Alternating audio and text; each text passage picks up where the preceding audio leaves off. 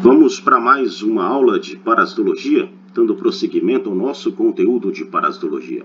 As primeiras aulas nós falamos sobre os protozoários intestinais, giardia epistolítica, e hoje nós iremos falar sobre os protozoários de tecidos e sangue. Nós iremos iniciar esse conteúdo, mesmo porque essa aula de hoje, leishmaniose, nós iremos dividir essa aula em três partes. Primeiro, só sobre o ciclo biológico e a biologia do vetor em si. Segundo, nós iremos para as formas clínicas e depois o diagnóstico laboratorial. Terminando as partes de leishmaniose, nós podemos falar então sobre os outros protozoários de tecidos e sangue, Trypanosoma cruzi e malária. Vamos lá então. Leishmaniose é uma doença infectoparasitária, é uma antropozoonose, uma doença que afeta animais e homens. Podem causar animais e podem também causar doença nos homens. Causada por um protozoário flagelado do gênero Leishmania, e essa Leishmania ela pode se apresentar sob várias formas clínicas. A primeira, a leishmaniose visceral ou calazar. É uma forma que afeta as vísceras, fígado, baço, medula óssea, ou seja, o sistema monofagocitário, fígado e baço. Pode causar hiperplasia e hipertrofia do fígado e baço. Consequentemente, esplenomegalia e hepatomegalia. O calazar, usamos a denominação calazar em casos de leishmaniose canina. Leishmaniose cutânea. Afetam a pele, que está dentro desse grande grupo aqui, leishmaniose tegumentar americana. Então, leishmaniose tegumentar americana engloba todas essas três formas: leishmaniose cutânea mucosa e leishmaniose cutânea difusa, onde existe uma imunodeficiência. Normalmente, os hospedeiros que desenvolvem essa forma cutâneo difusa têm uma imunodeficiência ou muitas vezes uma imunodeficiência a nível celular, com produção de muitos anticorpos. Só que anticorpo não neutraliza a leishmania, porque a leishmania é um parasita intracelular. Essa leishmania, essa doença leishmania, ela apresenta como agente transmissores e agente etiológico. Agente transmissores o flebótomo e o agente etiológico é o agente causador. Então, existe uma diferença aqui. Muitas pessoas confundem agente etiológico com agente transmissor. Agente etiológico é o agente causador da doença.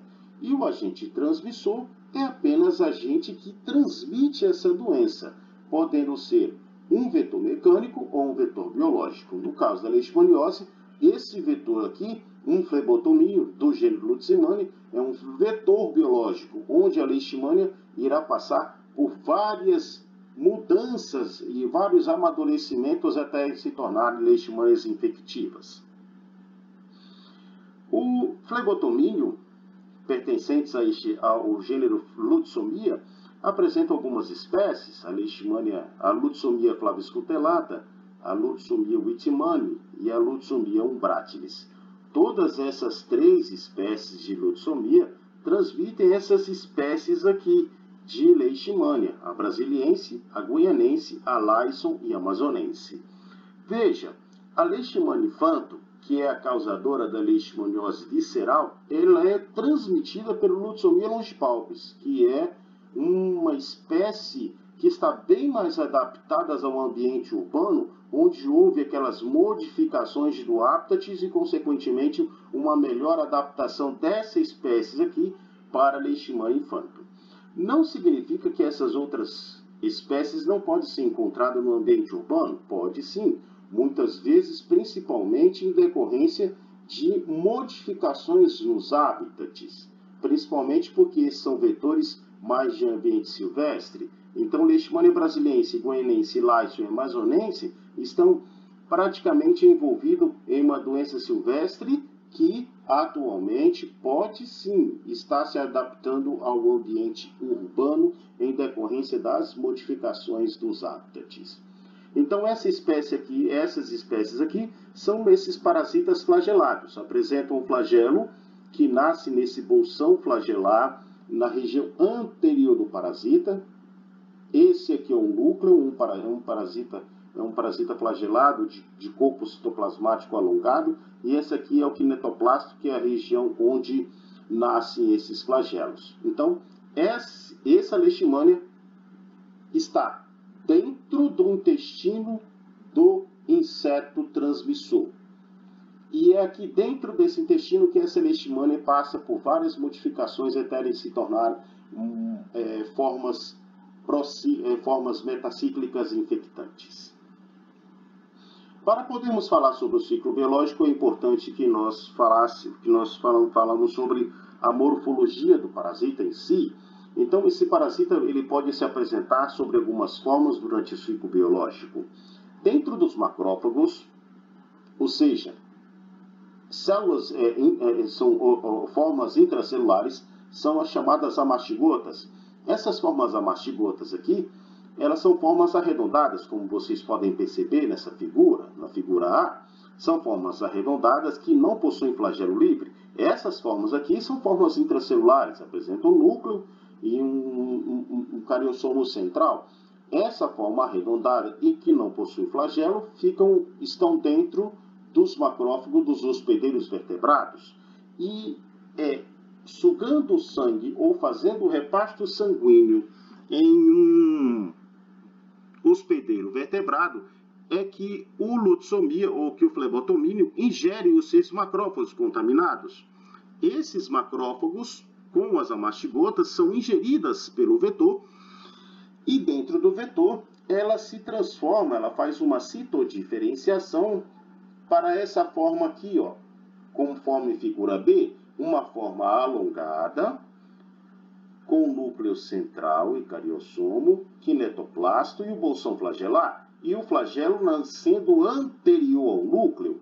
Essa posição de nascimento do flagelo anterior ao núcleo é o que dá o nome à forma, porque o nome pró-mastigota significa pró, antes, mastigota, flagelo. Então, são formas em que o flagelo nasce anterior ao núcleo. E essas formas promastigotas estão presentes no tubo digestivo dos insetos. Essas formas passam por várias diferenciações que nós discutiremos a seguir, até se transformar nas formas promastigotas metacíclicas, que são as formas infectantes para o hospedeiro vertebrado. Existem algumas espécies de leishmania que podem se dividir por divisão binária no epitélio do tubo digestivo, que é essa forma aqui, ó, paramastigota. A paramastigota, o flagelo está próximo do núcleo e são formas um pouco mais ovaladas, que é conforme essa figura D. Então, são formas um pouco mais ovaladas, o flagelo nasce próximo do núcleo, nessa região aqui escura, chamado kinetoplasto. Então, é encontrado no epitélio do tubo digestivo dos insetos e apresenta-se oval, flagelo curto, na porção anterior do núcleo. No entanto, existe uma classificação para as formas promastigotas. Essa classificação foi proposta por Lauer em 1990. Ele propôs o seguinte, que após a ingestão das amastigotas, essas amastigotas se misturam com o sangue e ficam aprisionadas dentro de uma matriz. Essa matriz aqui, chamada matriz peritrófica.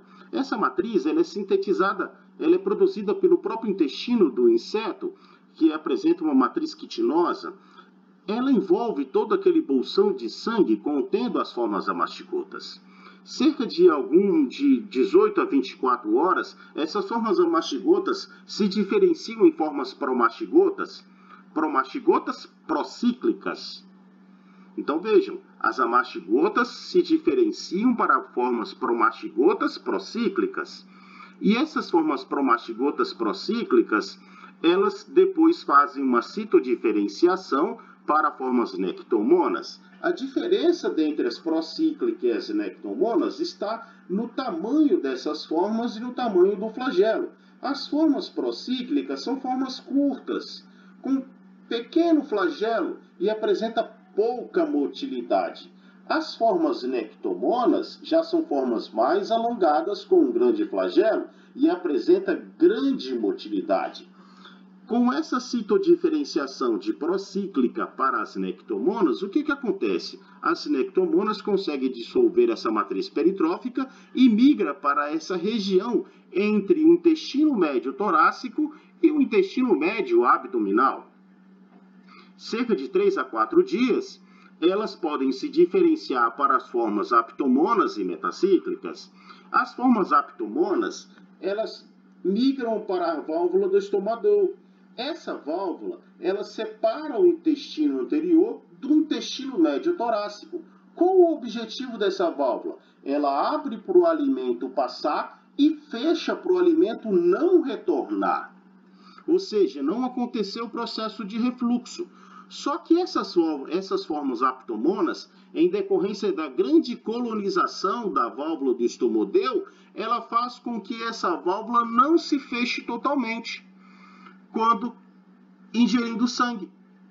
O que acontece? Essas formas metacíclicas que estão no intestino médio torácico acabam por voltar, ou seja, acontece um processo de regurgitação. Por quê? Porque essa válvula, em decorrência da colonização por essas formas aptomonas, elas não se fecham totalmente durante o reparto sanguíneo, promovendo então a regurgitação das formas metacíclicas infectantes. E é assim que o hospedeiro vertebrado acaba por se infectar. Então, o hospedeiro invertebrado mosquito se infecta ingerindo as amastigotas, e o hospedeiro vertebrado, o cão, o homem e alguns animais silvestres, inclusive alguns roedores, ratos também podem albergar as formas de leishmania, elas acabam se infectando por essas formas metacíclicas em decorrência desse processo de regurgitação.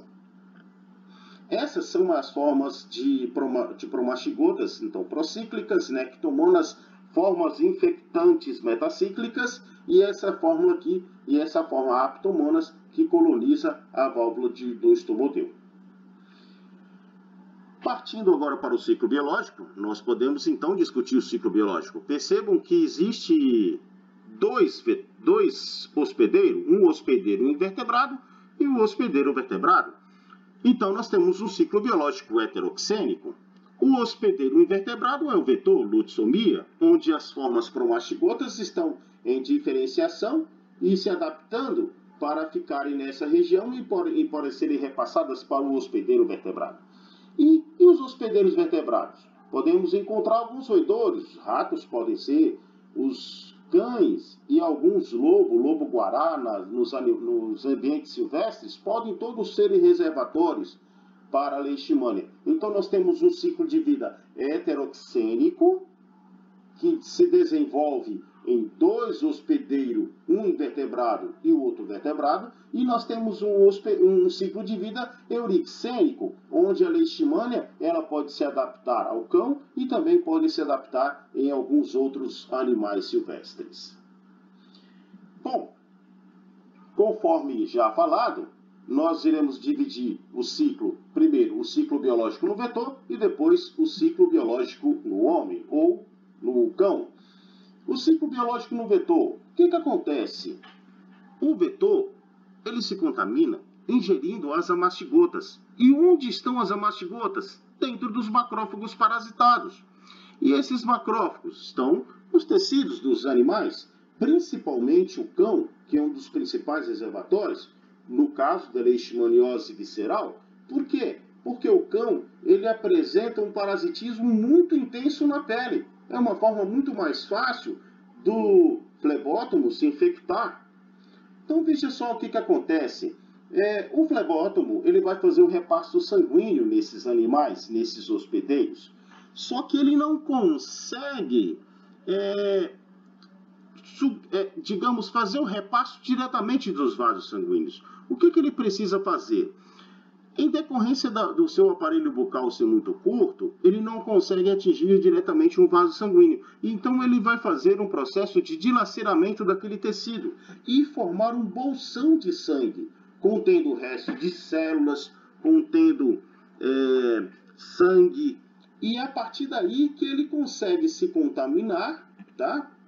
Por aquele bolsão de sangue, que se forma contendo o resto de células. Então, daí, ele ingere os macrófagos parasitados com as amastigotas. Esses macrófagos parasitados, eles são digeridos aqui na matriz peritrófica. Então, ou seja, o sangue que foi ingerido do hospedeiro vertebrado vai ficar aqui envolvido nessa matriz peritrófica, formada pelo próprio vetor. E essa matriz peritrófica, contendo sangue com as amastigotas, essas amastigotas são, esses macrófagos são digeridos, põem em liberdade as amastigotas, e essas amastigotas passam pelo primeiro processo de citodiferenciação, se transformando em promastigotas procíclicas. Essas promastigotas procíclicas são formas, como já discutida, com flagelos curtos, e são bem curtas, e ficam em torno de 24 a 48 horas, onde elas se diferenciam para a forma nectomonas. As procíclicas, as promastigotas procíclicas, se diferenciam em promastigotas nectomonas, que apresentam um grande flagelo e são formas mais alongadas. Essas formas não estão mais presentes na matriz peritrófica, e sim presa na membrana, nas microvilosidades intestinais. Elas são presas a essas microvilosidades intestinais por intermédio de uma molécula contida na membrana do parasita, denominado lipofosfoglicano. Então, o lipofosfoglicano medeia essa ligação das nectomonas com as microvilosidades intestinais. Essas formas nectomonas, elas se diferenciam, então, para essas formas aqui, lectomonas, e ficam entre o intestino médio e o intestino abdominal, ou intestino abdominal médio, entre o médio torácico e entre o médio abdominal. E essas formas, então, podem se diferenciar em formas aptomonas, que colonizam a válvula de Stomodeu, ou podem se diferenciar em metacíclicas. Essas formas metacíclicas é que são as infectantes, e são essas que são regurgitadas durante um novo reparto sanguíneo. Elas são regurgitadas em decorrência de uma colonização pelas promastigotas aptomonas, fazendo com que essa válvula não se feche completamente. Então, essas formas metacíclicas acabam sendo regurgitadas para a pele ou para a probóscide do inseto, e contaminando, então, o hospedeiro vertebrado com as formas metacíclicas. Então, o hospedeiro invertebrado se contamina com as amastigotas. Essas amastigotas passam por todo o processo de diferenciação até se transformarem em metacíclicas infectantes. Esse é o ciclo biológico no vetor. No homem, o que acontece? Quando essas promastigotas são inoculadas na pele, os macrófagos migram para o local, e esses macrófagos, então, acabam fagocitando essas formas promastigotas. Quem medeia a ligação entre a promastigota com a membrana dos macrófagos é uma proteína, a GP63, que faz a ligação da promastigota com o macrófago. A partir daí, o macrófago internaliza a promastigota dentro de um vacúolo. Esse vacúolo é o fagolisossomo, que possui enzimas digestivas.